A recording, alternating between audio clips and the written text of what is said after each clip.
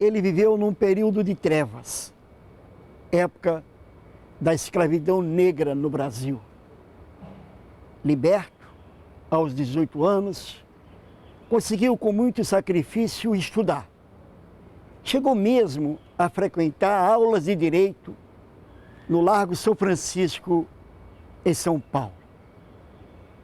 Como rábula, um advogado que não concluiu o curso, conseguiu a libertação de centenas e centenas de escravos. Os 180 anos de nascimento de Luiz Gama, o advogado dos escravos, é o tema de hoje do programa De Lá Pra Cá. Silurie akao sileri boa no quena, silurie akao sileri boa no quena. Luiz Gama é como um desses garotos que a gente ainda vê pelas ruas de Salvador, correndo livre, leve, solto, até que um dia ele foi tornado escravo. Ele conseguiu transformar o seu destino, dominar a sua vida e passou a exigir da sociedade o que não teve: justiça, obediência às leis, respeito. Ele conseguiu assim libertar, alforriar e inocentar pelo menos 500 cativos. No final da vida, ele era conhecido como o amigo de todos os escravos, claro.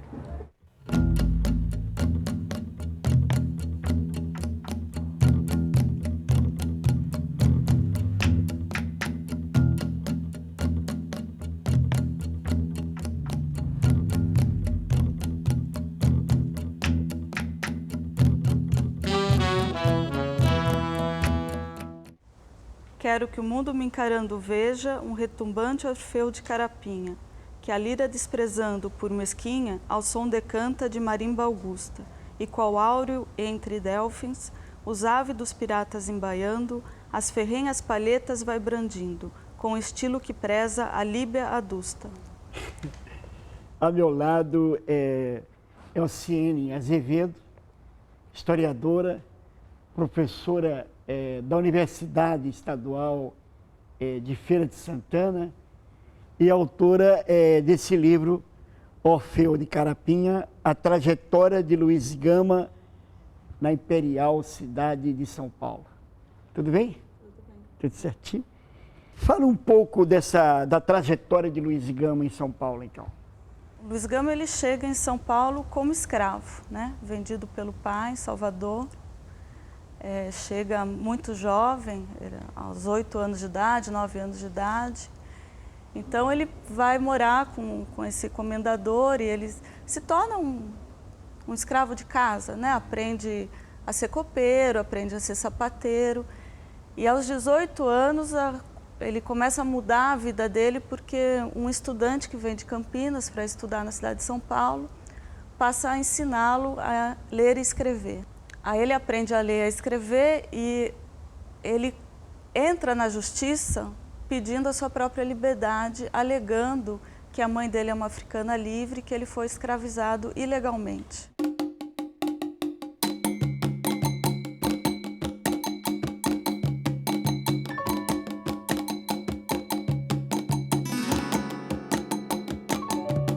A Miriam Fraga é poeta, é jornalista, é diretora da Casa de Jorge Amado aqui em Salvador e tem essa biografia do Luiz Gama.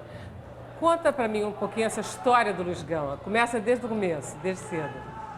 Luiz Gama é uma das figuras mais interessantes da história do Brasil. E nasceu na Bahia, filho de uma escrava, Nagô, e de um português, um fidalgo português empobrecido.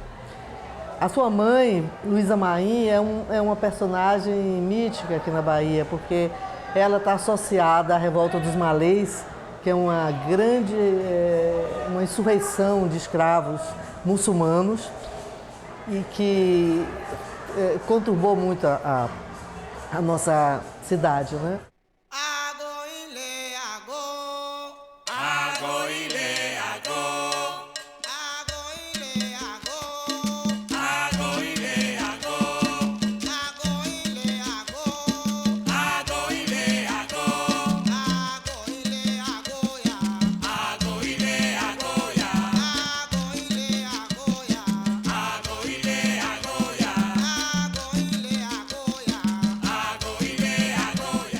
Mas a Luísa Maim, que era mãe do Luiz Gama, ela foi, nessa época, obrigada a fugir, porque ela estava, de certo modo, envolvida com essa...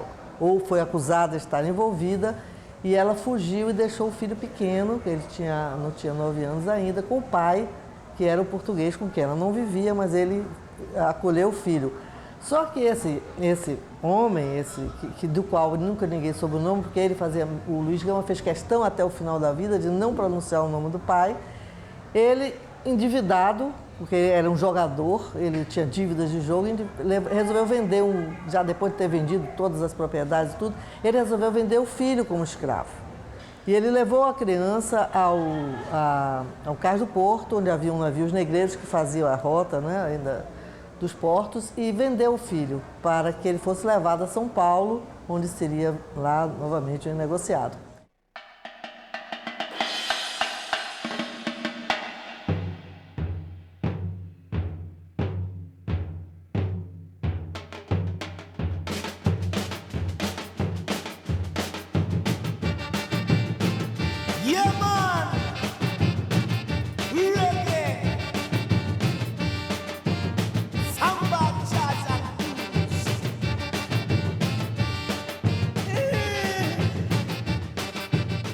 E ele acaba sendo exonerado da força pública, né? E vai trabalhar como amanuense, né? Como uma espécie de um office boy, da delegacia de polícia.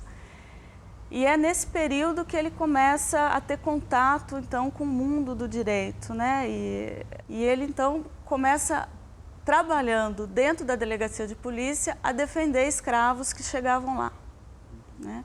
Por isso, ele é exonerado também do cargo de amanuense.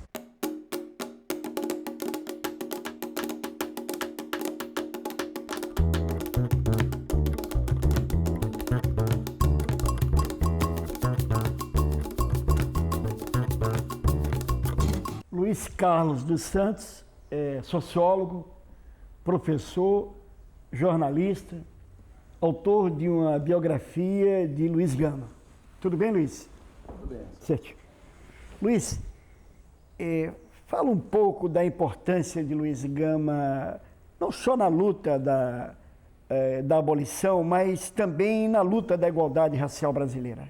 Então, nós poderíamos dizer que Luiz Gama é o precursor, né, de uma negritude, né? No Brasil, eu posso pensar até em termos de América. Ele empreende toda uma luta a favor da libertação dos negros brasileiros, né? Principalmente aqueles que, vindo depois de 1831, já estariam legalmente livres. E é a partir dessa luta que ele, Luiz Gama, empreende e consegue libertar mais de 500 escravos nesse processo, né? Ele é chamado de o advogado dos escravos, né? O precursor do abolicionismo no Brasil.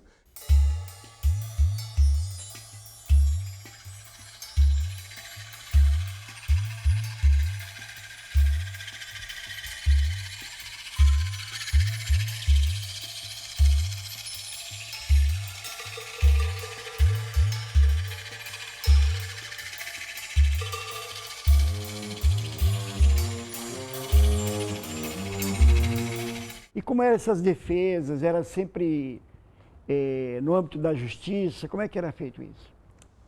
A partir de 69, quando ele sai da delegacia de polícia, ele começa a ganhar o pão mesmo dele, trabalhando como advogado, né? Na verdade como rábula, porque ele nunca cursou nenhuma academia de direito, né?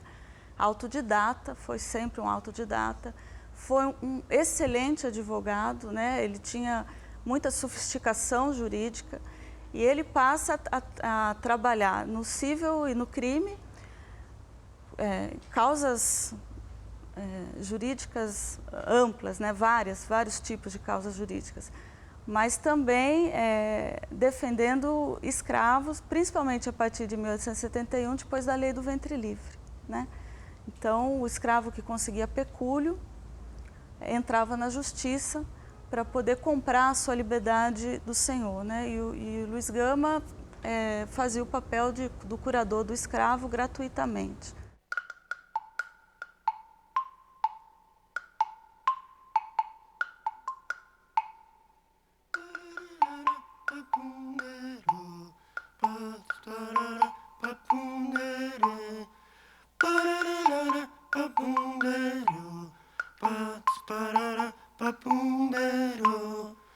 O professor Ubiratã Castro de Araújo, que é doutor em História pela Universidade de Paris-Sorbonne e também aqui de Salvador, da Fundação Pedro Calmon, vai nos falar um pouquinho sobre Luiz Gama e que tipo de abolicionista era o Luiz Gama, professor?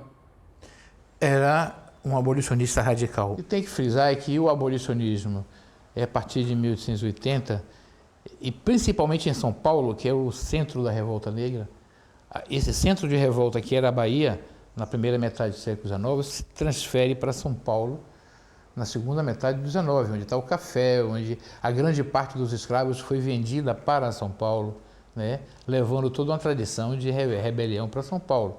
Então, a tradição era de que os abolicionistas atuavam na defesa jurídica do escravo.